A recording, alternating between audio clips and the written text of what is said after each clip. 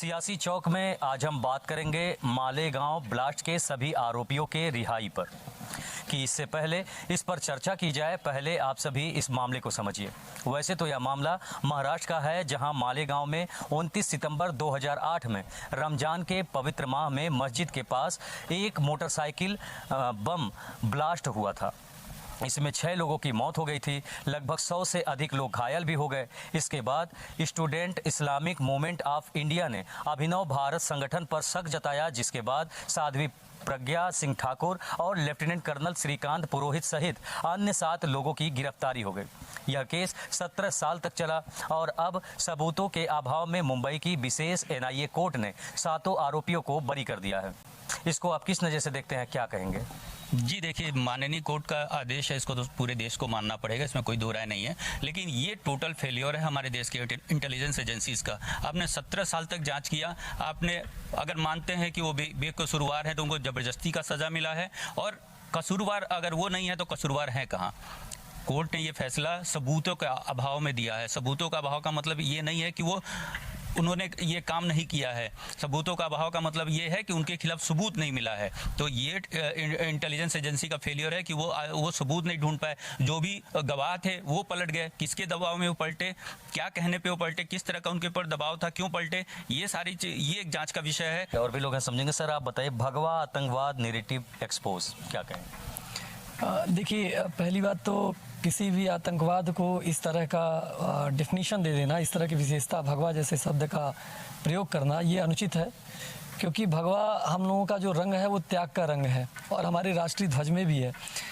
बात रही 17 साल बाद जो ये फैसला आया है, तो इसमें दोषी जो है नहीं पाए गए, दोषी नहीं पाए गए, बरी हुए। हम लोगों ने प्रज्ञा ठाकुर जी का इंटरव्यू भी देखा हुआ है, उसमें यही लगता है कि जैसे ये मतलब कि कहीं किसी न किसी तरह से इन लोगों को जो है वो न्याय ही मिला है, और इसका स्वागत है।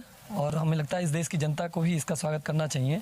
और बाकी जो दोषी हैं, आतंकवाद की घटना हमेशा बुरी ही मानी जाएगी। कभी भी हिंसा से इस राष्ट्र के किसी भी समस्या का समाधान नहीं निकाला जा सकता है। सर आप क्या कहेंगे? जैसे भैया ने कहा कि उनको न्याय मिला है, लेकिन एक बात कही जा रही है कि ये कोर्ट का फैसला है, न्याय नहीं है। आप किस नज़र से देखते हैं, क्या कहेंगे? कोर्ट का फैसला सर्वोपरि है, और हम ये कहना चाहेंगे कि अभी बहुत चर्चा का विषय है कि रमज़ान महीना जो है पवित्र रमज़ान महीना, लेकिन हमारे सनातन हिंदू धर्म के लिए प्रत्येक महीना जो है पवित्र है, पल पल जो है पवित्र है।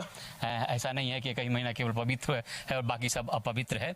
यही कारण है कि इस्लाम धर्म से जो है पूरा विश्व जो है आतंकवाद को जोड़ के देखता है, तो सारा महीना पवित्र होता है। किसी भी महीने में गलत कार्य जो है किसी के द्वारा भी नहीं होना चाहिए। और वहाँ पे जो बम ब्लास्ट हुआ था, उसमें प्रज्ञा सिंह ठाकुर को जो जोड़ा गया था, वो वास्तव में आपने डिबेट भी सुना होगा, और हम लोग भी अखबारों में उनके लेख को और बाकी चीज़ों को पढ़ते रहते हैं। तो पहले तो आतंकवाद शब्द उनके साथ जोड़ना बिल्कुल गलत था, पूर्णतः गलत था। और हिंदू धर्म के साथ जो है आतंकवाद को जोड़ना तो यह पूरी तरह से गलत है, और किसी भी रूप में हिंदू धर्म के अनुसार जो है उसके साथ जो है आतंकवाद शब्द जोड़ा ही नहीं जाना चाहिए। हिंदू धर्म तो ऐसा होता है कि चींटी को दाना और चिड़ियों को पानी चुगाने वाला ये धर्म है। सबकी चिंता कर, सबका मर्यादा रखती है। कि ये जो RDX और बम के जो सबूत थे ये नहीं मिले। यहाँ तक कि बाइक किसने पार किया था, बाइक की चेचिस नंबर जिसे इन लोगों से जोड़कर देखा जा रहा था, उसका भी कोई प्रमाण नहीं मिला। और तो क्या लगता है किस आधार पर इन लोगों को आरोपी मान लिया गया था? इसको आप किस नज़र से देखते हैं, क्या कहेंगे? मेरे समझ से कोर्ट ने यह फैसला नहीं किया है। कोर्ट ने बहुत अच्छा काम इसलिए किया है कि देखिए, हमारे सनातन धर्म में कहा जाता है धर्म का जय हो, अधर्म का नाश हो, विश्व का कल्याण हो। सनातन धर्म के किसी प्राणी जीव जंतु जो सनातन धर्म को मानता है वो कभी हत्या की बात ही नहीं सोच सकता है।